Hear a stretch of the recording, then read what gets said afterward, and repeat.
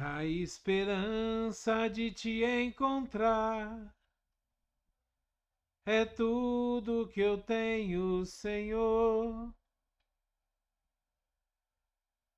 A certeza de contigo morar é tudo que eu guardo, Senhor. A fé que eu tenho em ti, Senhor, nas tuas promessas para mim, meu Pai. A certeza de um dia contigo morar é tudo que eu tenho, Senhor. A tua presença, a certeza da tua esperança de um dia voltar. Senhor, é o que eu guardo no meu coração, a esperança de contigo estar. A fé que eu tenho em tua palavra, a certeza de que o teu tempo é melhor, me faz seguir caminhando em ti, esperando em ti, aguardando em ti, Senhor. Oh, Pai, eu espero em ti, Senhor. Eu aguardo em ti, Senhor. Ainda há esperança.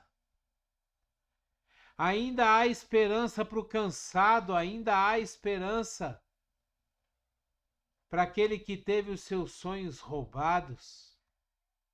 Ainda há esperança para aqueles que, machucados que estão, muitas vezes não veem a luz no fim do túnel.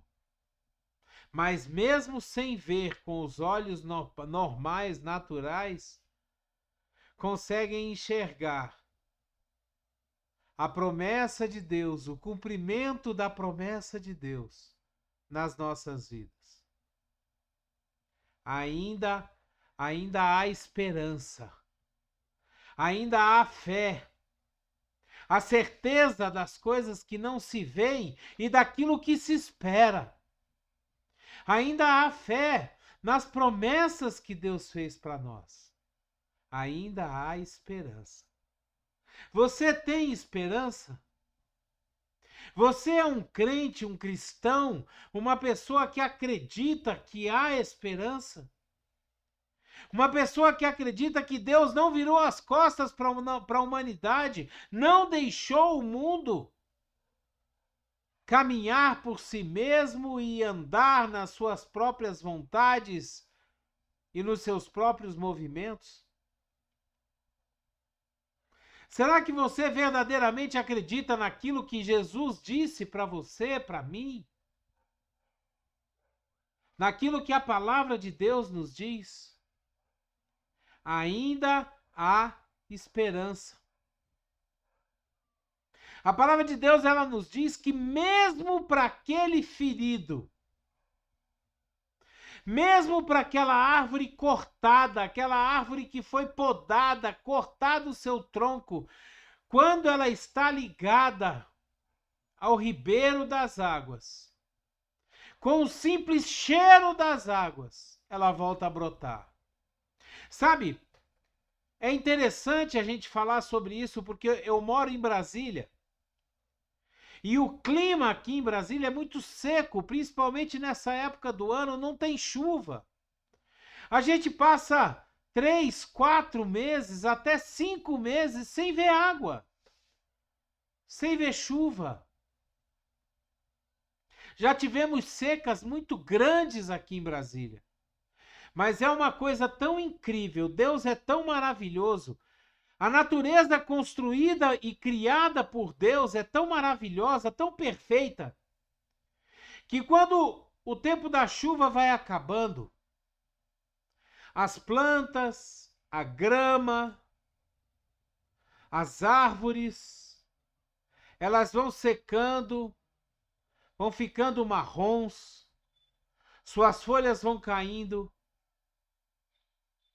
É por isso que nós vemos aquelas árvores chamadas árvores do cerrado, todas retorcidas, todas com cascas muito marrons, muito secas, muito empoeiradas.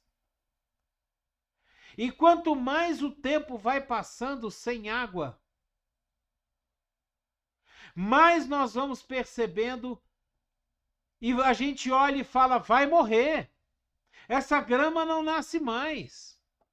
Essas árvores não florescem mais. Quando a gente olha pelos olhos naturais, a gente vê que não vai, não tem jeito. Agora, você sabe o que é mais incrível? Na primeira chuva que acontece depois de um tempo grande de estiagem, a gente já começa a ver a grama se reverdecer novamente. A gente já começa a ver as árvores voltarem a brotar. Com uma semana de chuva já está tudo verde. Já está tudo florido. As folhas já estão, sabe, renascendo novamente. E nós somos a mesma coisa. Às vezes nós estamos desanimados. Às vezes nós permitimos nos distanciar das coisas de Deus, nos distanciar do Espírito Santo, da ação do Espírito Santo, da chuva de bênçãos e de unção do Espírito Santo, e nós começamos a secar. Nós começamos a desanimar, começamos a ficar frios na fé. Mas é incrível como que basta um toque, basta um jorro de unção do Espírito Santo, basta um culto abençoado que você vai e sente aquela presença de Deus. E tudo em nós floresce novamente. A unção floresce. A fé, ela fortalece. No livro de Mateus, no capítulo 28, no versículo 6, nós lemos assim: Ele não está aqui, ressuscitou, como tinha dito. Venham ver o lugar onde ele jazia. Esse trecho, ele está logo depois do sepultamento de Jesus. Depois da crucificação, Jesus morre e é sepultado. E é como um balde de água fria jogado na cabeça dos discípulos, na cabeça das mulheres que seguiam e bancavam o ministério de Jesus. Como pode? Como pode Jesus ter morrido? Como pode Jesus ter sido sepultado, enterrado? Como pode? Ele era a nossa esperança, ele era o nosso refúgio, era nele. Como pode ele estar morto? E aí passa o sábado, no domingo de manhã. As mulheres vão até o túmulo para embalsamá-lo, para colocar perfumes, especiarias sobre ele, e quando chegam lá, o túmulo está aberto e vazio. A esperança renasce. Os anjos de Deus que estavam lá avisam as mulheres e dizem a elas: o que vocês estão procurando? Por que vocês estão procurando no meio de mortos aquele que está vivo? Ele falou várias vezes para vocês que ele ressuscitaria. Por que que vocês não acreditam? Por que vocês estão aqui? Aquele que vocês estão buscando, achando que ele morreu, ele vive. Ele ressuscitou. E aí a esperança volta, a fé se fortalece. A confiança em Deus se fortalece. A mesma coisa acontece conosco hoje. Muitas vezes nós temos os nossos sonhos roubados, Ou então nós não vemos o tempo, nós não vemos as coisas de Deus que foram promessas na nossa vida. Às vezes profetas falaram sobre a nossa vida e isso não acontece. Vai demorando, vai demorando, vai demorando, e isso vai fazendo com que a nossa fé diminua, com que a nossa confiança acabe. Mas a palavra de Deus, ela nos diz, ele não está mais aqui. Ele ressuscitou. Ele vive. Ele não está morto. Jesus venceu a morte, Jesus venceu todas as batalhas, Jesus venceu o mundo. Ele mesmo falou isso para nós. E se nós andarmos nele, se nós estivermos nele, ele já venceu o mundo por nós. Nós também vamos vencer as nossas batalhas, nós também vamos passar por elas. Agora nós precisamos aprender a esperar o tempo de Deus, porque essa é a parte mais difícil da fé. Esperar que se cumpra a promessa. Abraão esperou quanto tempo para que o filho da promessa nascesse? Com 100 anos de idade. Abraão, ele teve que esperar muito tempo para ver a promessa se cumprir. Nós precisamos aprender que o tempo de Deus não é o nosso. A cura vem. A cura foi prometida, a cura foi profetizada, mas ela vem no tempo de Deus. E nós precisamos tomar cuidado para não perder a nossa bênção no tempo em que nós esperamos. No tempo de Deus, que para nós é muito tempo. É muito difícil esperar, é muito difícil manter a fé inabalável, é muito difícil manter a nossa esperança, a nossa fé em Deus. Quando nós estamos precisando, quando nós estamos aflitos, quando nós estamos esperando o cumprimento da promessa na nossa vida. No livro de Romanos, no capítulo 15, no versículo 13, nós lemos assim: que o Deus da esperança os encha de toda alegria e paz, por sua confiança nele, para que vocês transbordem de esperança, pelo poder do Espírito Santo. Deus, ele transborda, ele nos enche de alegria e paz, para que nós possamos esperar o tempo dele. Para que na confiança dele, nele, a gente transborde a esperança, a gente, sabe, transmita para as pessoas que nós temos fé, que nós esperamos num Deus que cumpre o que promete. Há esperança, ainda existe esperança. E pelo poder do Espírito Santo, nós podemos atravessar esse tempo em que nós estamos esperando as coisas acontecerem. Nós podemos esperar que as promessas se cumpram na nossa vida. No livro de Efésios, no capítulo 1, no versículo 18, nós lemos assim: oro também para que os olhos do coração de vocês sejam iluminados, a fim de que vocês conheçam a esperança para a qual Deus nos chamou, as riquezas da gloriosa herança dele nos santos.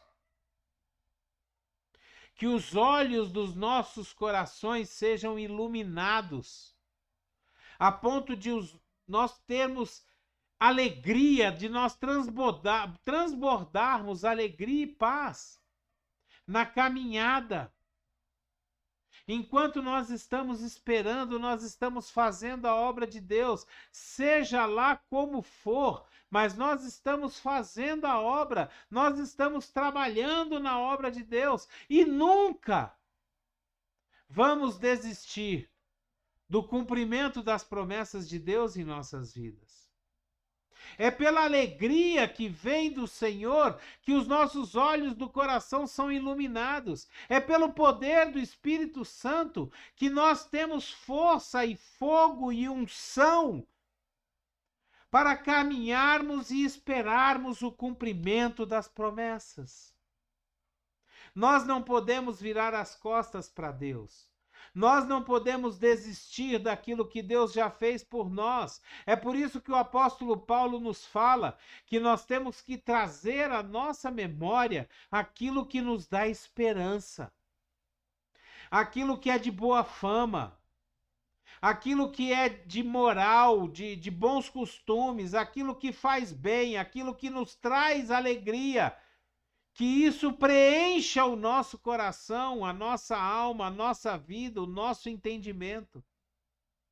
Porque isso nos traz fé. No livro de Romanos, no capítulo 5, versículos 1 e 2, nós lemos assim: tendo sido, pois, justificados pela fé, temos paz com Deus, por nosso Senhor Jesus Cristo, por meio de quem obtivemos acesso pela fé a esta graça, na qual agora estamos firmes e nos gloriamos na esperança da glória de Deus. Nos gloriamos na esperança da glória de Deus. A nossa fé está em ficarmos firmes no Senhor, ficarmos firmes em Jesus, o autor e consumador da nossa fé, aquele que nos dá esperança, aquele que nos dá entendimento de podermos esperar em Deus que a promessa se cumpra. Não desista. Não desista, por mais que você ache que está demorando, por mais que você ache que já deveria ter acontecido, não desista. Não volte para trás, não retroceda. Ainda há esperança. Enquanto há vida, há esperança. As promessas de Deus vão se cumprir. Deus não deixa que nada fique para trás. A própria palavra de Deus nos garante isso. Ainda há esperança. E você pode ter certeza de uma coisa: está muito mais perto do que longe. Acredite, tenha fé. No livro de 1 Pedro, no capítulo 1, versículo 3, nós lemos assim: bendito seja o Deus e Pai de nosso Senhor Jesus Cristo, conforme a sua grande misericórdia, ele nos regenerou para uma esperança viva, por meio da ressurreição de Jesus Cristo dentre os mortos. Jesus Cristo, ele nos regenerou para uma esperança viva. Deus nos regenera, Deus nos refaz. Deus, ele nos dá força, ele nos sustenta, para que nós não percamos a fé, para que nós não percamos a esperança, para que nós não percamos a confiança nas promessas que ele mesmo fez para nós. Deus é maravilhoso e ele não permite que as suas promessas caiam, sejam frustradas. Os seus planos não podem ser frustrados. Se Deus te prometeu uma coisa, tenha certeza, vai se cumprir. Só que nós precisamos esperar o tempo de Deus. Nós precisamos esperar que a coisa aconteça no tempo dele. Nós precisamos pegar o exemplo de José. José, quando estava no Egito, quando ele foi preso por ter sido acusado injustamente pela esposa de Potifar, ele é preso. E quando ele está na cadeia, ele interpreta os sonhos do padeiro e do copeiro. O padeiro é enforcado, o copeiro volta a servir a comida, a bebida do rei. E quando o copeiro está saindo da prisão, ele fala: não se esqueça de mim, lembra de mim quando você estiver diante do rei. Só que passam 2 anos depois que o copeiro saiu da cadeia e o copeiro se esqueceu dele. Só foi lembrar dele 2 anos depois, quando o rei tem um sonho. E você sabe por que isso aconteceu? Porque se José tivesse saído da prisão junto com o copeiro, ele no máximo se tornaria um bom copeiro. No máximo, ele se tornaria um bom mordomo. Ele teria sido liberto porque o copeiro tinha intercedido por ele, ele teria sido liberto, ia trabalhar para o copeiro, depois o copeiro ia colocar ele no lugar dele, talvez, como sendo o próprio copeiro, ou talvez um mordomo em outra área, e ali José ficaria. Só que depois de 2 anos, José é chamado para interpretar o sonho de Faraó, o sonho do rei do Egito. E quando ele interpreta o sonho de Faraó, Faraó coloca ele como o segundo maior no Egito, como autoridade máxima depois de Faraó no Egito. Então, a gente precisa entender que o tempo de Deus ele está aí correndo para nos preparar. Nós precisamos aceitar que o tempo de Deus é perfeito, que as coisas que Deus faz são perfeitas. Nós lemos no livro de Tito, no capítulo 3, no versículo 7, nós lemos assim: ele o fez a fim de que, justificados por sua graça, nos tornemos seus herdeiros, tendo a esperança da vida eterna. Nós somos herdeiros de Deus. Através de Jesus Cristo, nós somos herdeiros de Deus. E a nossa maior esperança é a vida eterna. A nossa maior esperança é que nós vamos viver eternamente com Cristo no paraíso. A nossa maior esperança é que nós vamos morar com Deus eternamente e passar a nossa vida com Ele. Essa é a nossa maior esperança. Deus, ele fez tudo o que Ele fez, tudo o que Ele preparou, tudo que Ele planejou, é para que nós, no final, cheguemos a morar com Ele para o resto das nossas vidas. Essa é a nossa maior esperança. As coisas daqui, desse mundo, são muito boas. As bênçãos daqui são muito boas. A nossa cura, a nossa saúde, a nossa prosperidade é muito bom. Mas essas coisas vão ficar nesse mundo. Nós não vamos levar daqui nada, porque nós não trouxemos nada. A nossa esperança está em viver com Deus eternamente. Ainda há esperança. Deus está no controle de tudo. Ele nunca perdeu o controle. No livro de Romanos, no capítulo 8, versículos 24 e 25, nós lemos assim: pois nessa esperança fomos salvos. Mas esperança que se vê não é esperança. Quem espera por aquilo que está vendo? Se você está vendo, você não espera. Você já está vendo.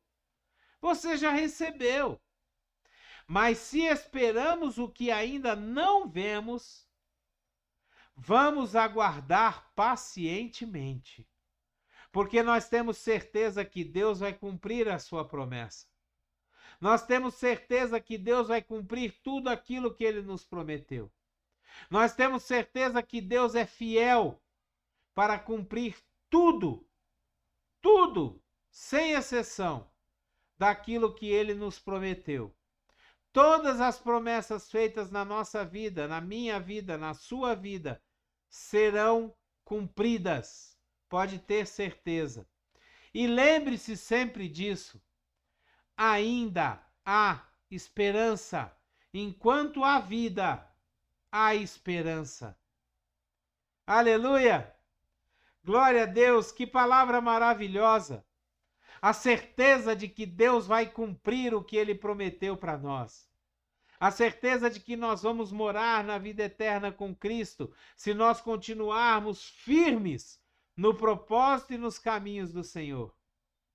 Glória a Deus! Dê o seu like, dê o seu gostei, dê o seu joinha. Se você quiser e puder, assine o nosso canal. Seja um missionário de Deus. Pegue essa palavra e envie para os seus contatos. Poste nas suas redes sociais. Nos ajude. Nos ajude a espalhar, a proclamar, a propagar a palavra de Deus cada vez mais. Amém? Que a graça e a paz do nosso Senhor Jesus Cristo, o grandioso e infinito amor do Pai, a comunhão e as doces consolações do Espírito Santo estejam sobre a sua vida, sua casa, sua família, aonde quer que você esteja, por onde quer que você vá, que você seja uma bênção, que você leve essa palavra de Deus e pregue ela para todas as pessoas em todos os lugares, com ousadia, com intrepidez, sem ter vergonha da palavra de Deus. Ainda há esperança. Lembre sempre disso. Seja você uma bênção. Abreijos para você e até o próximo vídeo.